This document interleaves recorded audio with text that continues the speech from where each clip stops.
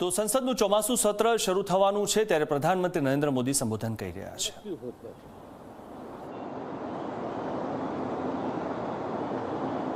और दोनों को प्रोडक्टिव होते हैं तो देश का कल्याण होता है, जीव मात्र का कल्याण होता है।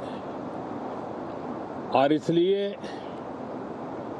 हम यही प्रार्थना करते हैं कि मॉनसून भी प्रोएक्टिव रहे, मॉनसून सत्र भी प्रोडक्टिव रहे। साथियों, पिछले एक महीने में देश ने अनेक सिद्धियां प्राप्त की है और देशवासी गर्व से भर जाएं, इस प्रकार की सिद्धियों का सिलसिला चला है। चाहे राष्ट्रीय हो, अंतर्राष्ट्रीय हो और अब तो अंतरिक्ष भी हो। एक प्रकार से भारत के लिए गर्व के पल रहे हैं। पिछले वर्ष मॉनसून सत्र के ठीक पहले भारतीय नागरिक इंटरनेशनल स्पेस स्टेशन पर पहुंचा था और कल ही परसों भारत का एक युवा स्टार्टअप, उसने बहुत बड़ी सिद्धि प्राप्त की है। विश्व के कम ही देश हैं जहां इस प्रकार से प्राइवेट साहस हुए हैं और भारत के युवाओं ने अंतरिक्ष में नई उड़ान भरी है। बहुत बड़ी सफलता है। और ये जो स्काईरूट स्टार्टअप है, उसमें जो नौजवान काम कर रहे हैं, मुझे बताया गया उनकी पूरी टीम की जो एवरेज एज है वो सिर्फ 28 साल है। ऐसे नौजवानों ने ये काम करके दिखाया है।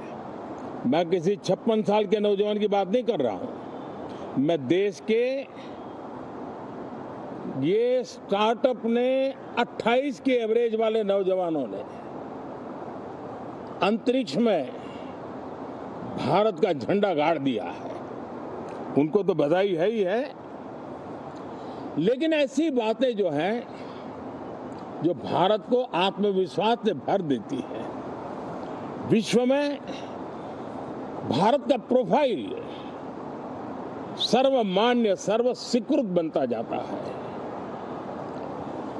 साथियों, ये संयोग नहीं, ये एक संदेश है और बड़ा मजबूत संदेश है कि हमारे देश के युवाओं की क्षमता और उनकी आकांक्षा अंतरिक्ष जितनी असीम है, इससे बड़ा संदेश देश के लिए कोई और प्रेरणा नहीं दे सकता है। साथियों, जो रिफॉर्म एक्सप्रेस पर सवार होकर के आज देश चल पड़ा है, उसी का नतीजा है कि भारत के नौजवान इतना बड़ा साहस कर पाते हैं और सफल भी हो रहे हैं। साथियों, पिछले दिनों राजस्थान में बहुत बड़ी ऑयल रिफाइनरी देश को समर्पित की गई।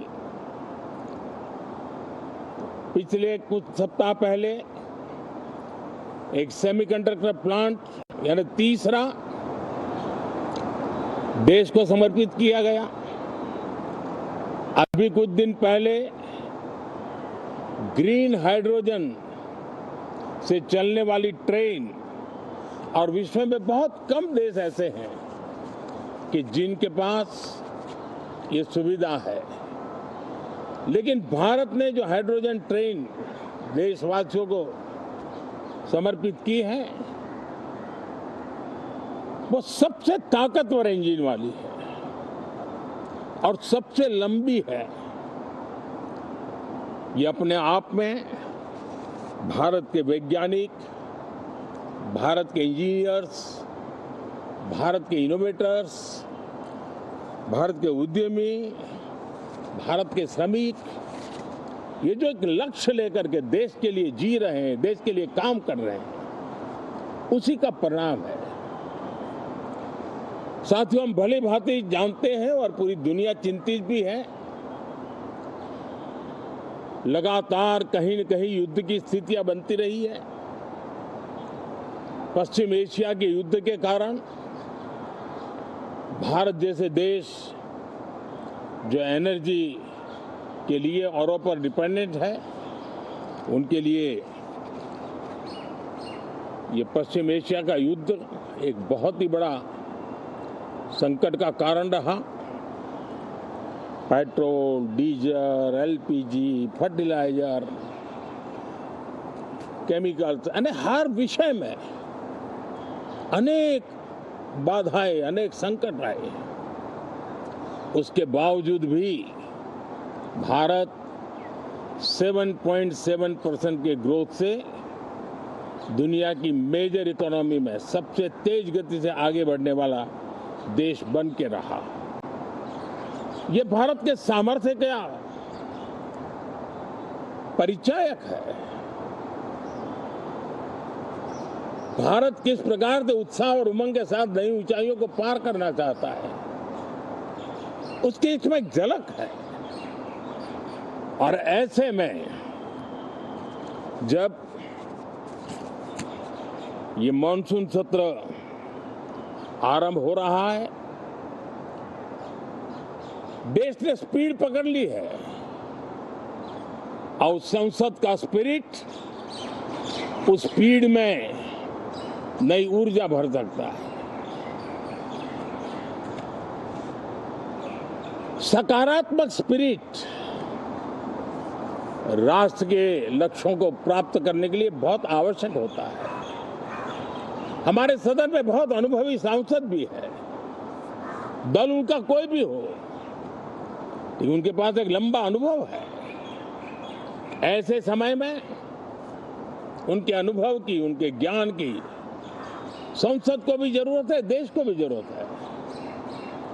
और इसके लिए संसद का चलना, सार्थक चर्चा होना, मिलजुल करके देश को आगे ले जाने के संकल्प लेना, ये मैं समझता हूं कि बहुत ही समय की मांग है। एस्पिरेशन से भरे हुए देश के युवाओं की मांग है कि हम आगे बढ़े। आज समय की मांग है कि राष्ट्र निष्ठा से भरे हुए, राष्ट्र भक्ति के लिए जी रहे आवाज को सदन में उचित मंच मिलता रहे, वे अपनी आवाज को बुलंद करे, देश को दिशा दे। और इसलिए मैं आशा करता हूं और मुझे पक्का विश्वास है, जहां तथ्य होते हैं, जहां तर्क होते हैं, वहां तूफान के लिए जगह नहीं होती है। अगर तर्क मजबूत है, तथ्य मजबूत है, तो शांत चित्त से भी अपनी आवाज को बुलंद बनाया जा सकता है। मैं आशा करता हूं तर्क और तथ्य के साथ सदन की चर्चा को समृद्ध किया जाए, हर आवाज को अवसर मिले, हर विचार को सम्मान मिले। ये संसद की हमारी भूमिका है। मैं सभी सांसदों से बढ़ चढ़ करके इस सदन में हिस्सा लेने के लिए निमंत्रित करता हूं। आज सुबह स्पीकर महोदय जी ने भी सोशल मीडिया के माध्यम से देश के सांसदों का स्वागत करने के अपने भाव को व्यक्त किया है।